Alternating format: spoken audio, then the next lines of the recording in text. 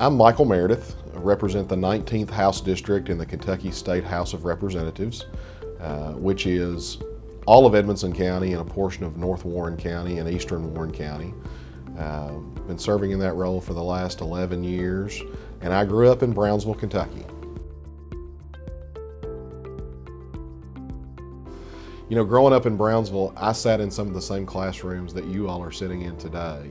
I went to Brownsville Elementary School, Edmonson County Middle School, and then graduated from Edmonson County High School in 2003. I grew up just north of the river in Brownsville on a small beef cattle farm where we had about 100 head of cattle growing up, and cut hay and raised those cattle and sold them annually, and that kind of helped to build my educational funds so that I could go on to college at Western Kentucky University. I had been around local politics most of my life. My grandfather was mayor of Brownsville when I was a kid growing up. I remember being around City Hall and things of that nature when he was in that role. Had worked on some campaigns through the years while I was in high school and in college. But I really just wanted the people of our community, which is a small community in Brownsville and Edmonson County, to have a voice in government. I didn't feel like at the time that the folks that were representing us were really a strong voice for our community, and I felt like I could bring that voice after serving a couple of years on city council there in Brownsville, and took the dive and ran for the State House what is now 11 years ago.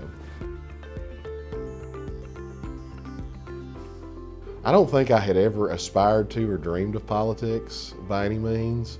I probably thought when I was younger that I would be a firefighter or something like that. Never got into that realm either. My brother took that role in the family, and he's a Bowling Green City firefighter. But no, I don't think I had ever thought that I would be in politics when I was your all's age. Probably thought that I would be somewhere either around the farm or working at the bank. So when I started going through high school and turned 16, got my driver's license, those kinds of things, I started working part-time at the bank as a teller in the bank, and have worked my way up through about every role in the bank that you can have outside the bookkeeping department, and now serve as a loan officer there. We're kind of in a strange role with our legislative duties because we're part-time legislators. We're only here about 3 months out of the year, and then about a week or so, roughly, each month during the summer and the fall and the winter, preparing for the next session. So the rest of the year, we're doing our regular jobs back home. Like I said, banking for me as a loan officer, and like I said, the 3 months, January, February, March, and sometimes the first part of April, are really the time that we're focused on legislative duties, and then interim meetings during the summertime are also another thing that we spend time on. But like I said, that's about a week a month, roughly. Most days we will start off somewhere around 8 or 9 o'clock in the morning. Committee meetings start the day generally. All of my committees actually fall on one day, on Wednesday. And I serve on 3 committees up here and a budget review subcommittee as well. So I serve on the House Banking and Insurance Committee, I serve on the House Licensing and Occupations Committee, and I serve as chairman of the House Local Government Committee, which deals with city and county issues. Those committees usually meet for about an hour, hour and a half each day when they meet. They're the first look at a piece of legislation when it comes.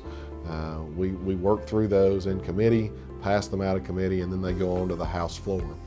We generally, most days, go into session at 2 o'clock in the afternoon, and we're usually on the House floor for roughly 2 or 3 hours on most days. Sometimes it can go on into the night when we get to the latter part of the session and we've got a lot of work going on. But at that point, we are literally voting on those bills that have come through the committees already and have had their first viewing in the committees, but then are moved onto the House floor for the debate of the 100 representatives that represent all of Kentucky from the east to the west, from the north to the south. And we debate those bills on the floor, explain those bills. Sometimes they're amended. by folks who have an idea that needs to be added or taken away from those bills, and then we take a final vote. The bills start, like I said, in the House committee. They come to the House floor. If they go past the House floor, then they go over to the Senate for the same process over there with the Senate committee hearing and then a Senate floor vote amongst the 38 senators that represent all of Kentucky. We are really lucky to have a great staff here in Frankfort with the Legislative Research Commission. We have professional bill drafters. So we as legislators either come up with an idea or we hear an idea from our constituents. Sometimes it's students back home who think that we need to do something to make government better. And we bring that idea to Frankfort, meet with bill drafters who, like I said, are those professional staff people who help us write those bills. And we give them the idea and then they figure out how to put it in the words that fits in the statute book in Frankfort. Once we get those bills honed down to the way they need to be to move forward, as a sponsor, you have to work both the committee to make sure that you have enough votes in the committee to pass the committees, to move it onto the House floor, and then you spend your time focusing on trying to meet with each and every one of the members of the House, Republicans and Democrats, rural and urban folks, and explain why your bill's a good idea. And if you can explain it well enough and make everybody understand that that bill's a good idea and we need to do it to make government, to make our state a better place, then you can get the votes to pass it on the House floor. And then you start the process all over again in the Senate. Like I said, you start working those Senate committee members, explaining what your bill does to them, and your Senate leadership to try to get them to bring it up for a vote on the floor, and then work those members so that you know that you've got enough votes to get it passed. And then you have to also sometimes explain it to the governor and get their signature on it. Or if the governor won't sign it and vetoes the bill, you have to go back to your colleagues in the House and the Senate and make sure you got enough votes amongst them to override those vetoes. So it depends on the legislation. If a bill has an emergency clause on it, once it passes the House and Senate and goes to the governor and gets signed, it becomes law immediately if it has that emergency clause. If it doesn't have an emergency clause, usually it's about 90 days from the passage of the bill, the end of the session. Most bills usually go into effect sometime in June or July after we adjourn in late March or early April. Things were a lot different then. As a freshman legislator, we as Republicans were in the minority. Didn't have a ton of influence on the process because the majority party gets the most influence in the process. And at the time that I got here, I was really young. I was 25 years old, and so I was the youngest legislator to serve in Frankfort in about 40 years at that time. And so for me coming in, I was a little in awe of the place. We have a beautiful building that we meet in every day in the state capitol, the Dome. I remember the first time I drove onto Capitol Avenue coming up, driving towards the Capitol and saw that dome and thought, I've always thought this was a really neat place. I came up here on a field trip when I was a kid, but I never dreamed I would have the opportunity to work here. And that was a really, really cool opportunity for me. And like I said, I'll never forget that first time I turned onto Capitol Avenue and saw the dome in the distance and knew, hey, that's where I'm going to be working over the next year or two.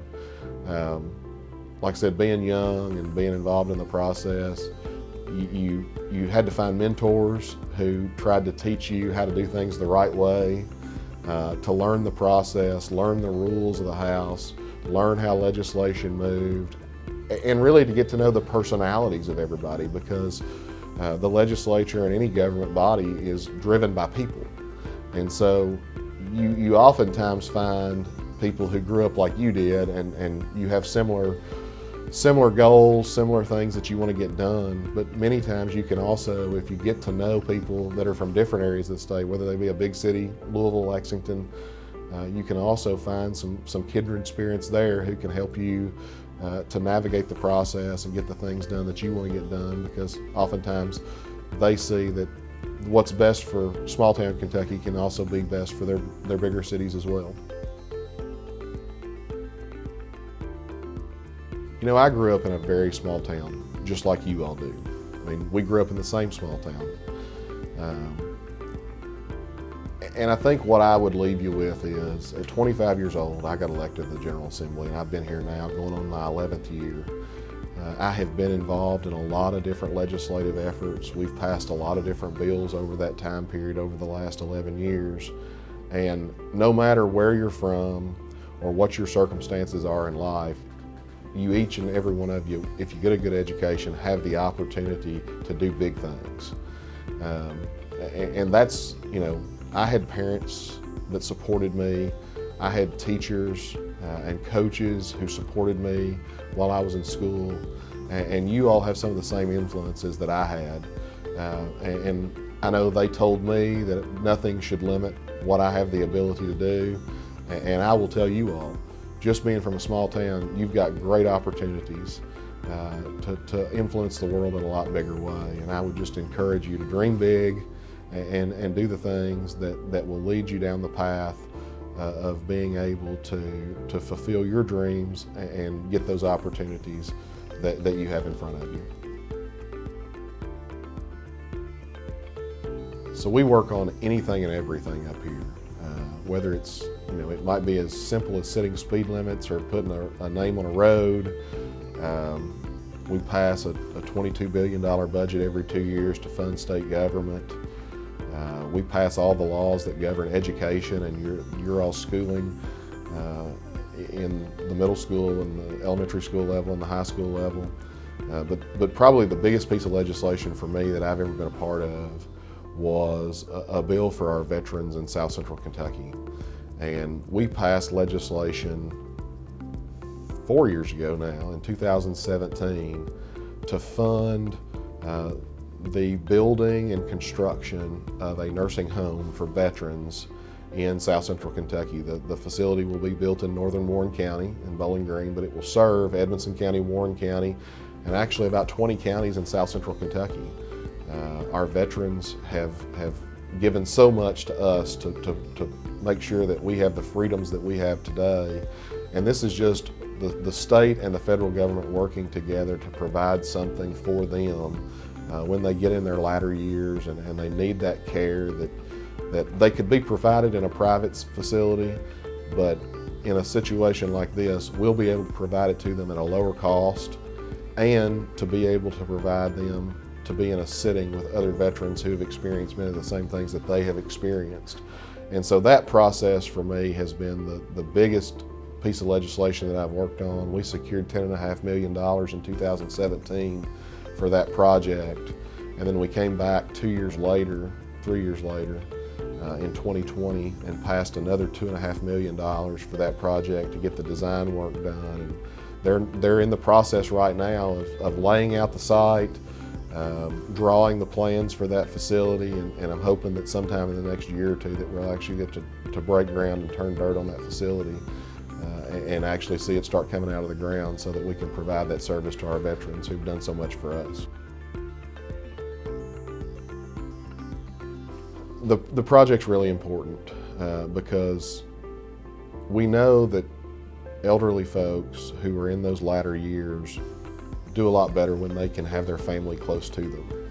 And right now, if you're in South Central Kentucky and you're a veteran, you have to go nearly 2 hours away to be able to take advantage of one of these facilities in the Commonwealth of Kentucky. You either have to go to Eastern Kentucky, to Western Kentucky, or to Wilmore, which is up close to Lexington, to be able to take part in these services. And so if we can get this facility built in Bowling Green, that means that families will be closer to their loved ones and can have those visitors, can have people involved in their daily lives while they're in these facilities, and we know that they'll have better outcomes from that.